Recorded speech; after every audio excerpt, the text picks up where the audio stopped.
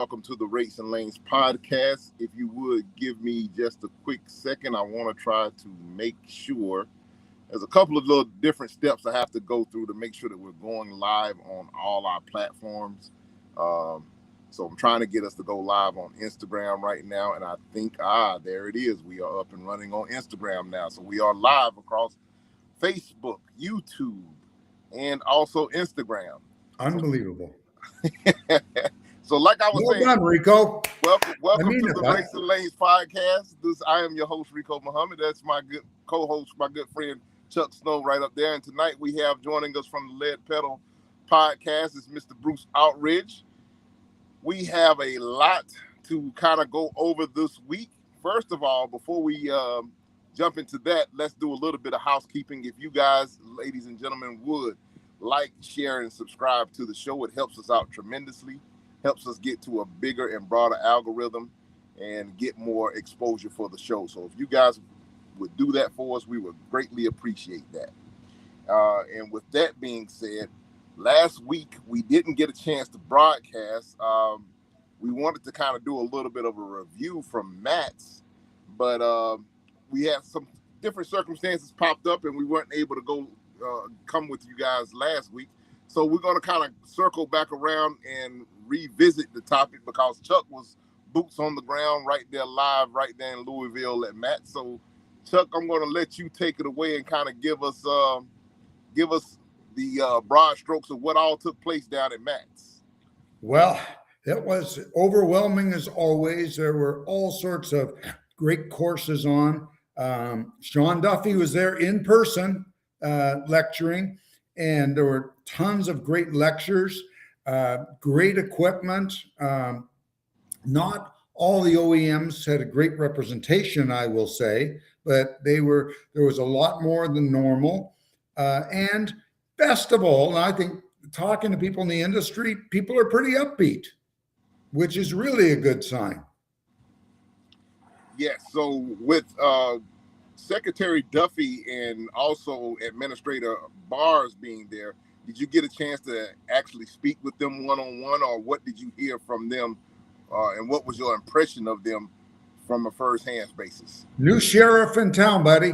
They're cleaning house. They're going to, and I did speak to Mr. Barnes for a minute, and I gave him my card, and I said, if you want to know how to fix this thing, you give me a call. I am at your service free of charge, because I want this fixed as bad as anybody.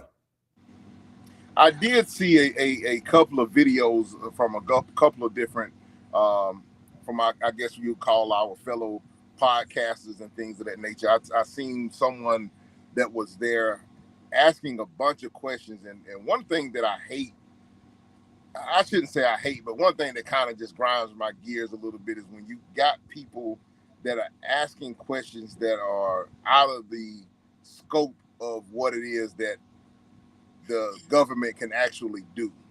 100%. You know, I seen some videos of some guys talking about, all the different phantom loads that are on the load boards and so on and so forth. There's nothing, there is absolutely nothing that the secretary or the administrator can do to kind of help with that, where that is concerned. That's kind of a complaint that you need to be leveled at the company that is allowing or the platforms of which you are looking at. That's something that you need to be, that's something that they need to address, and from a consumer standpoint. But 100%. And I think all of us remember going to school in our school years, and there was always some jerk in the class who would ask questions about nothing relevant. You're always going to get those characters, and they do it because they want to be heard. That's it. Absolutely. Well, Bruce, you said you didn't get to make it down to Matt's this year. So what did, from with everything that's going on, how was your coverage? How did you get a chance to make any coverage from Matt about Matt's or anything? Did you do any content surrounding it? No, I didn't. Thanks for having me on, guys. It's always so much fun. You know, the one thing, the worst thing is when you are not going to Matt's is watching all the coverage from Matt's. That's got to be the worst thing going on. I got to tell you, there's been more fancy trucks on my feed, and I'm going, man. Oh, no. They were, you know what? I didn't check to see which one won, But I have to tell you, one that there were trucks there that I think it was a dairy, had 3 flatbeds. They were actually sets of trains, and they were on carpets. They were magnificent. But the best of all, I have to say, and I spoke to some of our friends. I spoke to Dean Croak, and he was pretty impressed with it as well. And there was a milk tanker there owned by a family out of Kansas, and they have a milk farm, a dairy farm, and they run 120 trucks. And they had this one, and I can't remember if it was a Peter or Kenworth, but it was so incredible. And this trailer looked like it just came out of the factory. And I was talking to the patriarch of the company, and I said, no, that thing has obviously never been used. And he said, like hell, it's 4 years old. It goes in and out of barnyards every day. It had speakers underneath it. It was just mind-blowing. And they were nice people. They were all, the whole family, including the daughter, they're all truckers. It was just great to see. And that's the heartbeat of America. No money in trucking. Well, Bruce, there's obviously good money in hauling milk, and I've heard that before. Those milk guys always look good because it doesn't matter where you are across the country. They wash the truck while they're unloading. They're inside. They wash it. You see it here. You can go to Perth, Ontario, or Ottawa, or anywhere where there's the milk capital, and you see them all. They're always clean. It could be the middle of winter, and they're the cleanest trucks on the road all the time. They really are. And you know what? Those are, I think, the bull haulers and the tanker yankers, especially those hauling milk. They're probably some of the best drivers out there in our entire industry. Yeah. Well, just wanted to kind of touch on Matt's really quickly, and we're going to circle back around to that. I'm going to point to the chart up above. This is the buzz that's going around. It has been for quite some time, I guess, since the conflict started overseas. Fuel prices, as we can see, we're sitting at a national average price of diesel fuel right now at $5.64 per gallon as a nationwide average. That is up by 4.44% from last week. Any comments on that, on fuel prices, gentlemen? I don't know if we have any. Today is supposed to be quote unquote doomsday or whatever, from what President Trump announced. He had a press conference yesterday talking about the conflict and everything, and that they have until today to reach some type of a deal. I haven't been watching the news or heard anything, but any feedback as far as, do you think any relief is coming anytime soon on the fuel prices, or do you think we're in store for more of the same? You know what? I was thinking about it this morning after watching the early morning news, and I think this conflict isn't resolved immediately. I think fuel prices are going to go way up, and we're telling people about make sure you fill up every day. Well, I think when you take your break, top it up, because I think just keep putting fuel in, because it's going to save you money going to, the next day, because I think fuel is going to keep going higher and higher if this continues. Yeah, there's not a lot of relief in sight. And you know what I wish? Here's what I wish. I wish they could give you the straight story. Like, there's so many stories going on. It's either because we're changing seasons, or it's because of the strait, or it's because it's April. Like, it doesn't matter what the story is. Just give us the straight one, right? So we know nobody can plan with this stuff. I don't know where it's going to go. It's going to go either way. And you know what? I honestly think we don't get the straight goods from, like the news companies they're supposed to be delivering news, but they're delivering their own narratives. Yeah. If it goes by where it's manufactured, we shouldn't be going up in price, but it's built on something else, right? It's built on the world price. Well, you know what? When I was watching the news this morning, the way I figure it, there's a lot of people making a lot of money. There are billionaires that are becoming multi-billionaires over this thing. Oh yeah. Oh yeah. Yeah. I'm about to rent a tanker off some of them. Chuck, you and I got to have a tanker friend up here. We're going to go to Sarnia. We'll get our own fuel. We'll bring it back and we'll just put it in someone's driveway. And we'll just do it that way. I'm in, buddy. I'm in. I think we make a lot of money, but we have to have 24/7 security because that stuff's going to get real valuable. I heard something last night that was really scary and it resonated with me, that Canada is pretty close to, unless this thing is resolved, we're close to running out of jet fuel. And I heard this now, it was on the news, but it was not somebody from any other industry, but the travel industry. Yeah, they say right now the issue is not so much leaving Canada, it's going to UK or whoever gets their fuel on that side, and you can't get back. Yeah. They're canceling the flights right now. Well, that's why they canceled, because remember, airplanes don't run with as much fuel as they used to because they want to keep their weight down.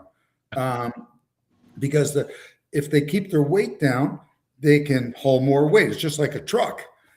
So I was just a few weeks ago when this whole thing, maybe a month ago or so, when this whole thing started, the blockade with Cuba, the airlines didn't want to go there anymore because they couldn't get fuel.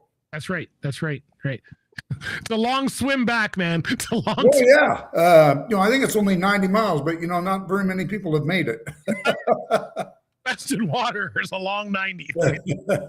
And I think that's where the U.S. was talking. This is very interesting.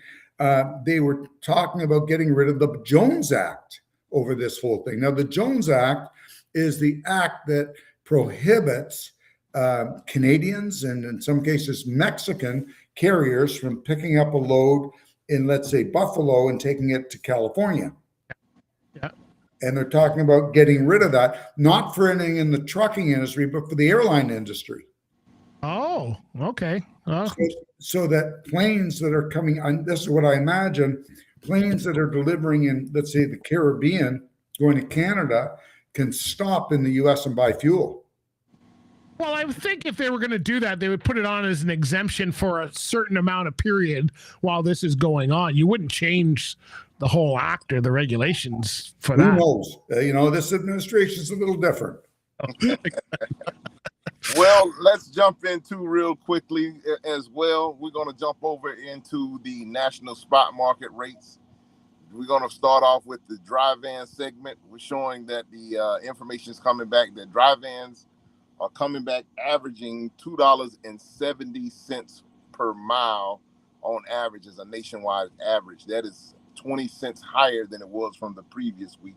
And of course, we know that is definitely driven by the fuel, but also it's not just a fuel situation. We have demand that is increasing as well. And so I'm going to break out really quickly and just read off the national average. Well, the average by, I've got the country broken down into segments for driving. Okay. So out on the West Coast, we'll start out west and work our way back east. Out on the West Coast, we have national averages for dry vans at $2.39 per mile on average. Moving down into the South Central region of the United States, we're showing an average of $2.56 per mile for dry vans. Moving up and covering the Midwest, we're showing an average of $2.82 for dry vans. So notice the trend. Midwest is leading the charge. Going up into the upper East Coast, we're showing an average of $2.32 per mile on average for dry vans. And moving down into the Southeast portion of the United States, we have on average $2.51 per mile on average. So for dry van, the dry van capacity, you gotta understand and know what region and where you are running to kind of make sure that you're maximizing your efforts, so to speak. 100%. Jumping over into the flatbed segment, and once again, these trends are kind of holding across all three different segments when it comes to the region where you might want to be making sure that you have your equipment positioned. So we're showing that the average rate for flatbeds is at $3.39. That's leading the charge across all segments. Wow. That's the average for for flatbeds. And that is up 33% higher, 33 cents higher than it was from last week. Of of course, we know that flatbeds right now, you just about can name your price. Flatbed is the hot equipment type there's a ton of demand for flatbeds right now, which it's kind of strange, but at the same time, it kind of shows that maybe manufacturing is actually coming back to the United States. Breaking out across the country, we start out on the West Coast and we'll work our way back east. Flatbeds are averaging $2.72 per mile. Moving over into the South Central region of the United States, flatbed it's averaging $3.07 per mile.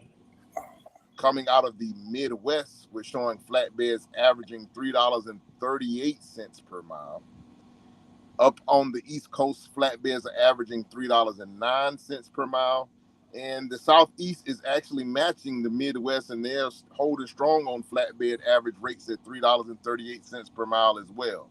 So the Midwest and Southeast seems to be the really hot spot where you want to position equipment, at least when it comes to flatbed and dry vans. Let's see how we were doing for reefer rates. Let's take a look and jump over into that portion of the report as I get ready to read it off. And we're showing that the reefer rates are averaging $3.16 per mile on average. That is 21 cents higher from the previous week.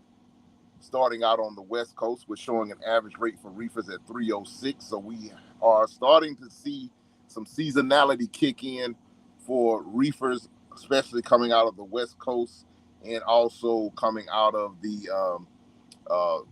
border down on the southern border. So moving over to that South Central region of the United States for reefers, we're showing an average rate for reefers at $3.22 per mile.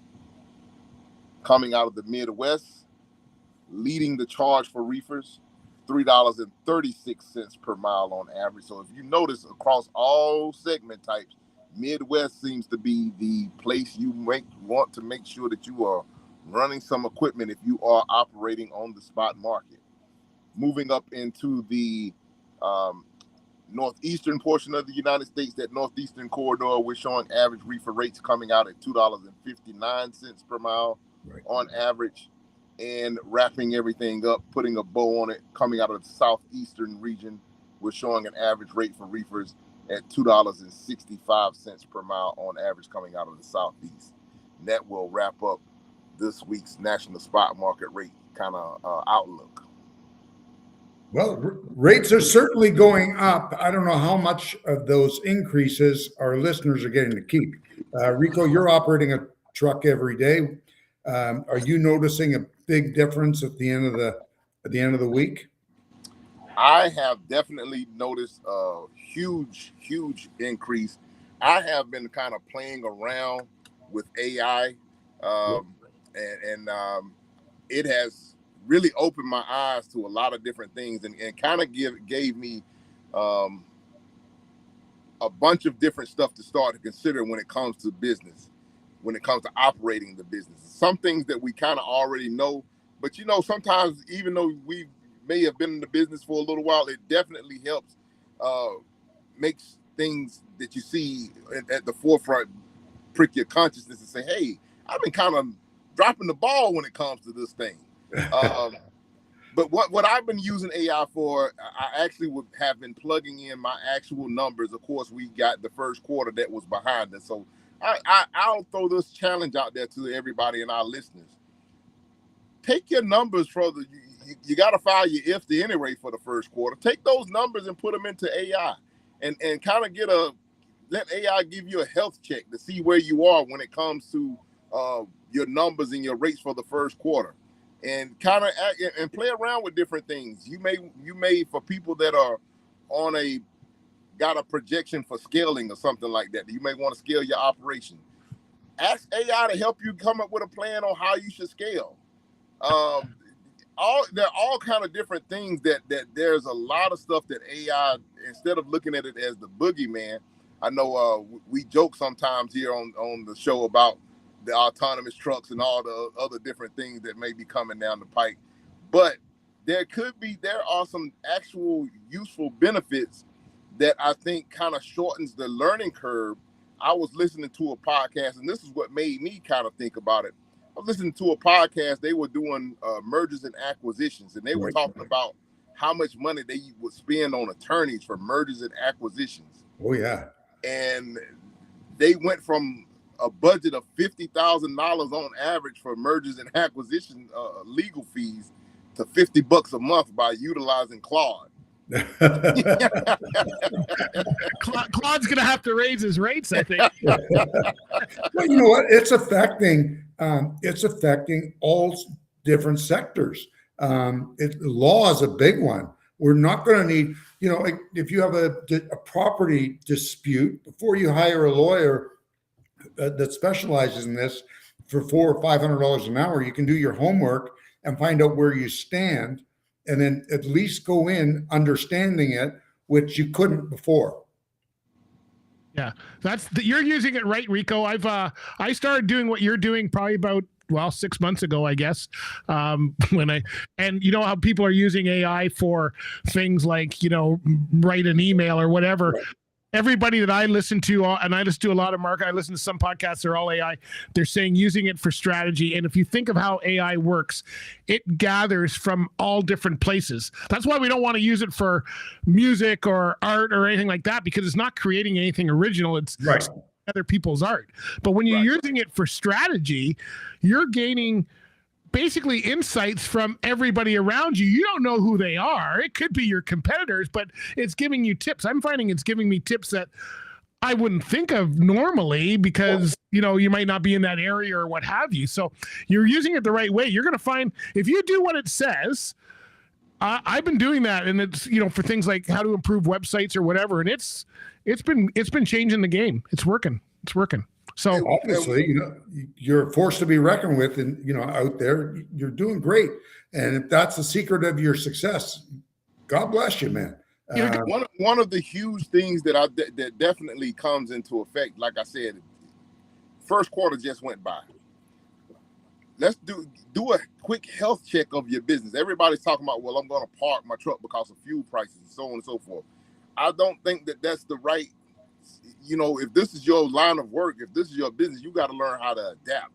And one of the things that I did was I put my numbers into AI and said, okay, how should I be adjusting my cost? How should I be adjusting my target break-even price as far as what I'm negotiating on rates? What's my break-even price now?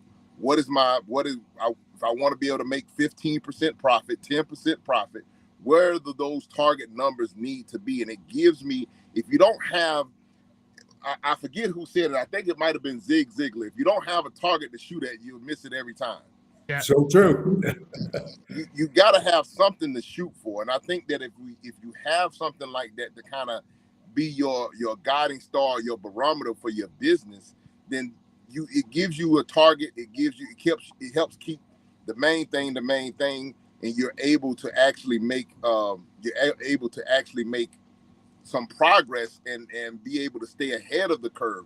Because if I was just going off of looking at the fuel prices and just going off my knee-jerk reaction, well, when fuel prices went up a whole $1 within 1 week, I was thinking, well, hell, I need to add an extra $1 to my actual rate, my entire rate. You know, I was like, well, it went up $1. I need it. But that's not necessarily the case. You know, you got to break it down. You know, it's a percentage. So it actually, when I put it into AI, instead of it actually being a whole $1 per mile that I needed to add to my rate, it actually turned out to be more like closer in the ballpark of 25 cents per mile to the rate versus, you know, and if I would have held firm to that belief of saying, well, I got to add this extra $1, you know,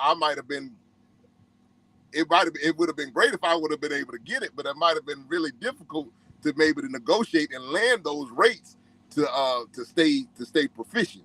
Well, you wouldn't have, because you wouldn't land them because you were 75 cents a mile over next to the next guy.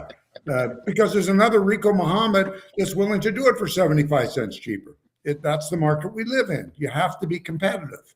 And I know you and Rico, you and Chuck have talked about this on the show before about when you're talking about customers. And I bet you if you look at those numbers, I mean, you're looking at it from a fuel and expense standpoint. But if you look at which customers are really giving you the freight, or which areas are really giving you the freight that you want, it might be worth it for you not to run certain states or areas or 100%. whatever. Well, that's another thing. You focus on who's bringing in real miles. I can tell you, the moving industry taught me a lot of stuff. And the guys that run our owner operators that do the furniture business, we had a guy, he would go to Florida, and a lot of us would go to Florida, unload, and then we would wait in Florida for about 3 weeks waiting for a load to come back. He would he had it down to, I get down there, his rate going down on percentage was enough for him to come out zero if he had to go all the way down and all the way back without getting a backhaul. Right. He needed to wait 24 hours because he knew that it would just, if you don't have it in 24 hours, you're not getting something anyway, and you start working your way back. Right. And he was very profitable, but you got to know those kind of sciences for whatever freight you're into so that you can make sure that you're not wasting time. You can blow a lot of money waiting for a load.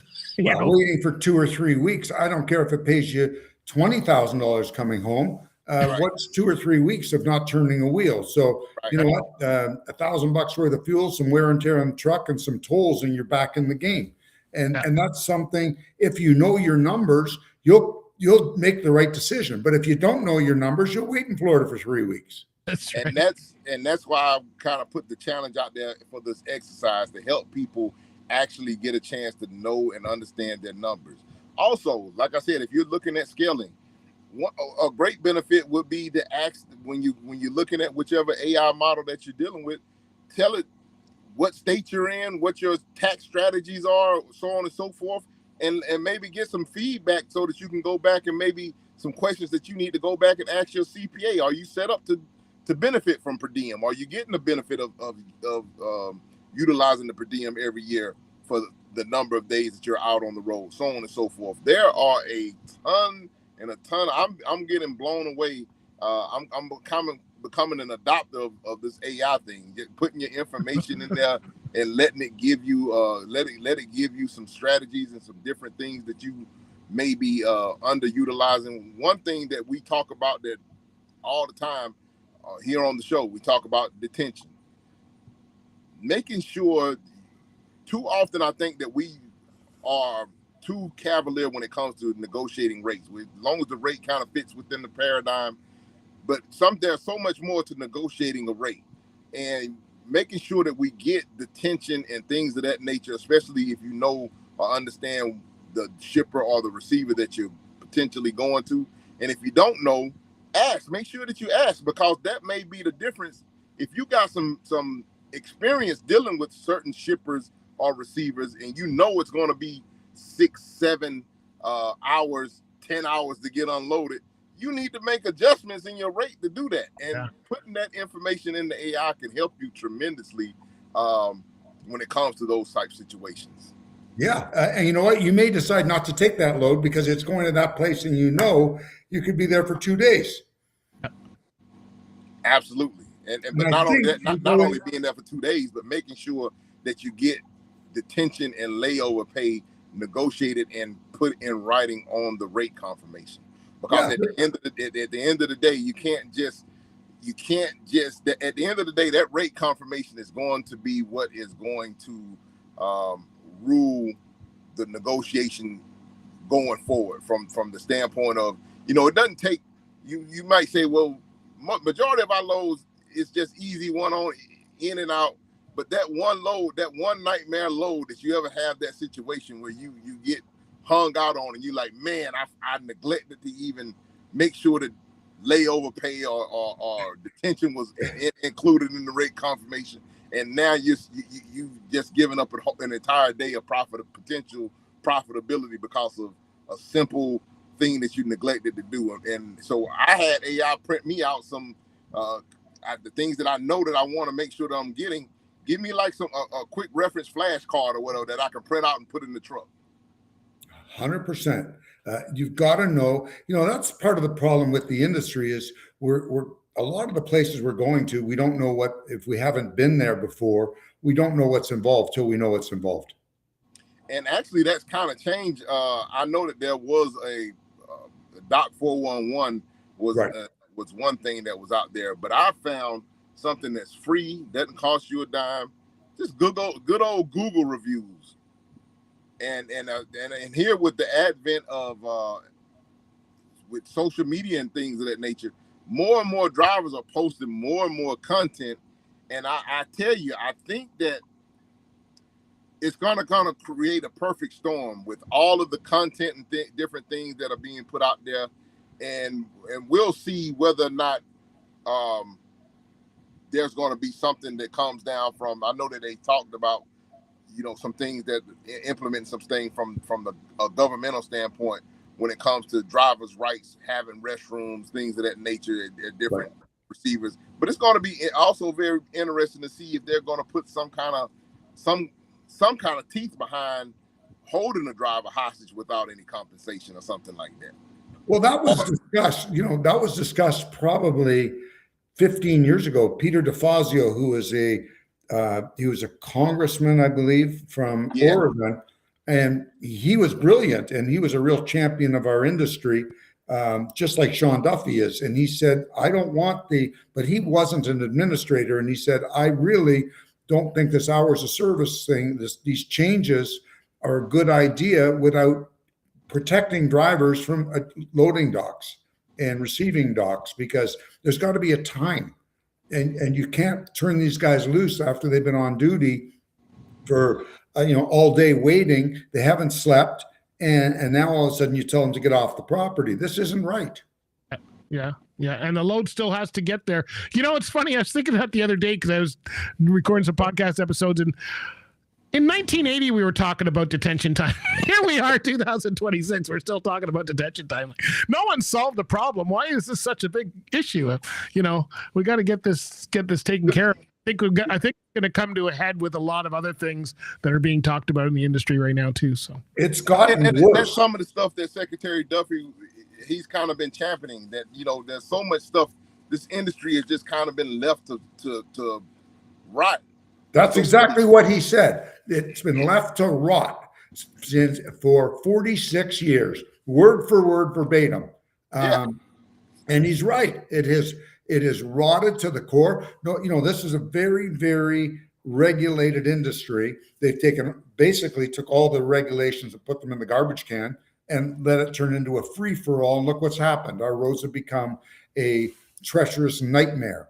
And I saw stuff going down to Louisville from trucks, and I'll say it on the air here. I wouldn't say it.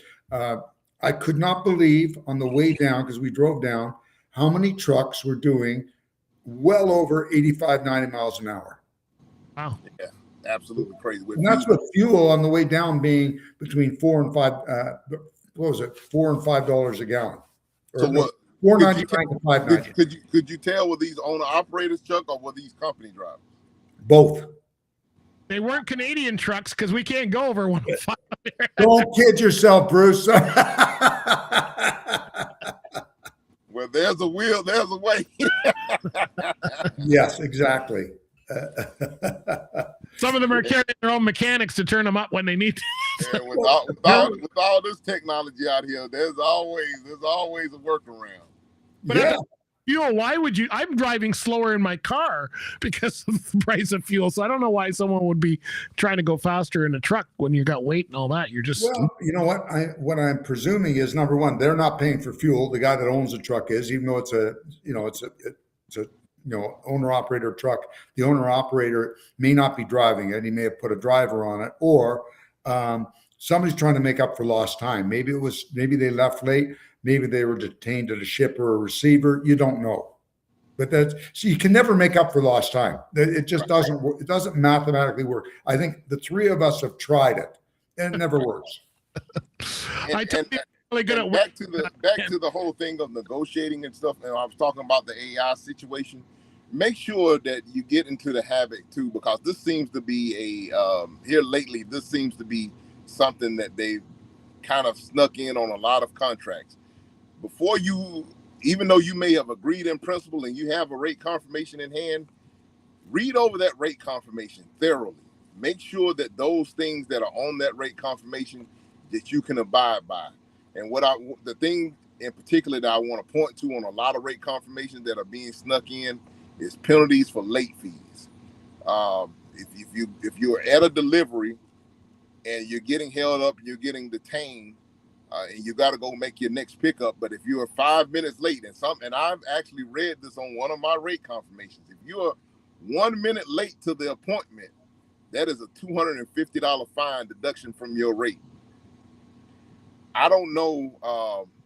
I understand that there are schedules and things of that nature, but I don't appreciate the overreach from a carrier standpoint. By me being a carrier, I don't appreciate the overreach of shippers and receivers can be so cavalier with our time, but yet and still we have to be a major respecter of their time. I think that knife should cut both ways. Go ahead, Bruce.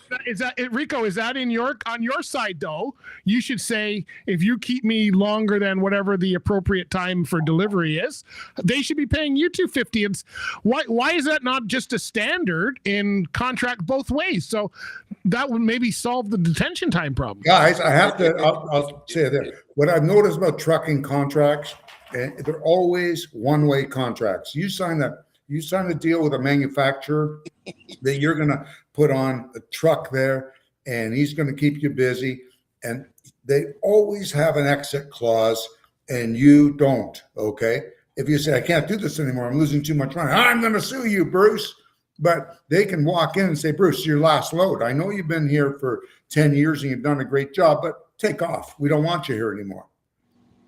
Well, then I guess if you're doing an agreement like that, that should be the forefront talks, right? I'm not involved in that kind of stuff too much, but I mean, you got to protect yourself too, as every business has a right to protect themselves. That's why I'm saying make sure that you read those rate confirmations, because those things that are in there, now sometimes you can't necessarily make adjustments on the signing the boilerplate contract that they have on highway, things of that nature. But the rate confirmation is an addendum to the contract. And they can put things in writing on the rate confirmation so that you want to make sure. This is why I was saying about the powerful benefits of AI, because I some of the stuff I allowed to slip by, and I was like, hey, wait a minute. Okay, yeah, it might be another chance to circle back around to make sure that we address this, to get it put in writing on the rate confirmation, because that has just as much weight as the boilerplate contract that you sign as well, because that's an addendum to the contract. 100%. So I just wanted to kind of make sure I shared that. I'm looking at the time. Bruce, before we get out of here, anything coming down the horizon on your end that we kind of need to be aware of, or anything you want to share with us before we kind of put a bow on this one? Yeah, but we can't do it in 1 minute. So. No.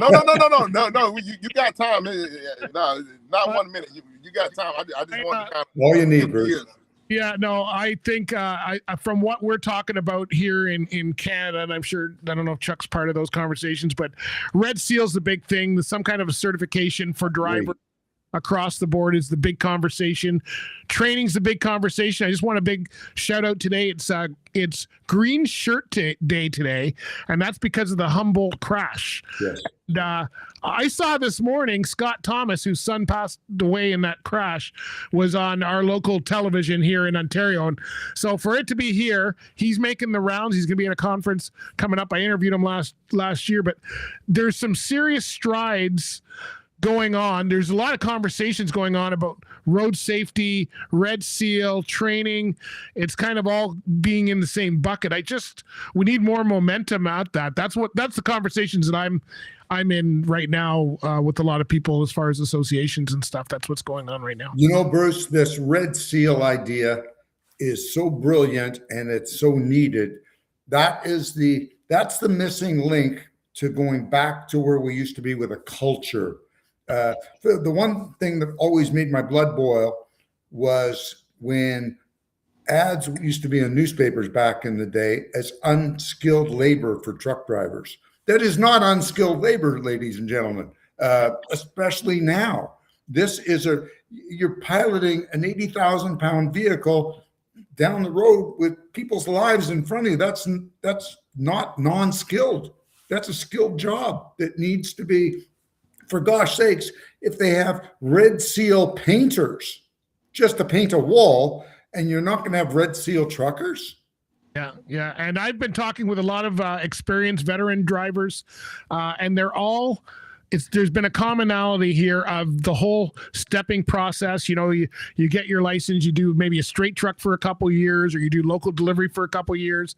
Then you go on this whole graduated, which is a lot of us, that's the way we started. We didn't go from, I don't know anything, to the highway. I mean, when I look at my, probably took me 7 years before I got to highway status on my own, you know, from when I got my license. There was a lot of little things in between. And I think we need to go back. That Red Seal is going to solve that. Whether we can get the carrier, I think the carriers, insurance seems to be on board. I think drivers are, it's the carriers.